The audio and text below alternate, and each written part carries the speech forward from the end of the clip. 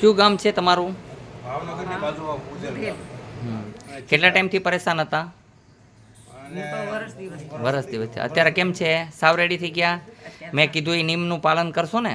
એને 60% કહેવાય. ઓપરેશન કરાવો તો 3.5 લાખ રૂપિયા લાગે, હો ને? એટલે તમારે આ ન થવા દેવું તો બટેટા નહીં ખાવાના, કઠોળ નહીં ખાવાનું, અને બહુ ભજીયા ભાવતા હોય તો એ નહીં ખાવાના. ઓકે, બોલો જય હનુમાન. તમારે નિસંતાન છો તો અવશ્ય સંતાન થશે. જે પ્રમાણે દવા કીધી એ પ્રમાણે પીવાની, અને માસિકમાં આવી જશો, હો ને? બોલો જય હનુમાન. બાબુ એમને આજે દવા આપી છે ઈ ખાઈ જાય પછી જ ઓલી દવા હા, માસિક આવી જાય પછી દવા ચાલુ. ના, પહેલાં ચાલુ કરે તો કાંઈ વાંધો નહીં, એમાં કાંઈ વાંધો. 3.5 મહિના લગનની દવા કરવાની, હો ને? દવા ચાલુ કરી દે ને. કેમ છે તમને અત્યારે ગોઠણમાં? માથું દુખે છે? બંધ થઈ ગયું? બંધ થઈ ગયું. તમને પગ દુખતા હતા, કેમ છે બેન?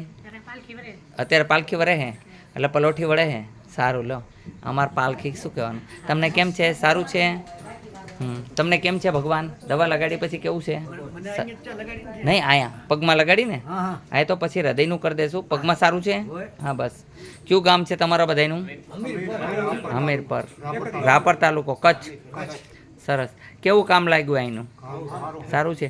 અહીંયા ફ્રી ઓફ ચાર્જ છે, કોઈ પૈસા નથી, ખાલી દવાના પૈસા લઈ છે. અહીંયા હાજા કરી દીધા, એના પૈસા નથી. તમ તારે એમનેમ જવું હોય જઈ શકે છે, જય હનુમાન બોલીને. પણ દવા લેવી હોય તો એના પૈસા દેવાના, બાકી કોઈ પૈસા નથી. કારણ કે માનવ સેવા, પ્રભુ સેવા કરીએ છીએ. એને લઈ આવવી પડે. લઈ આવ્યા વગર બેન હું કાંઈ કરી શકતો નથી. અહીંયા આવવા માટે આટકોટથી ગરણી, ગરણીથી થોરખંડરૂપા દેશાશ્રમ આવેલો છે. અહીંનો સમય સવારે 9 થી 12, સાંજે 4 થી 6 છે. નિયમના પાલન કરવા નમ્ર વિનંતી. સોમવારની રજા રહે છે, સોમવારે કોઈ ન આવવા, નમ્ર વિનંતી છે. જે પ્રમાણે ભોજન કરવાનું કહું એ પ્રમાણે ભોજન કરે તો માણસ નિરોગી બને છે. જય હનુમાન.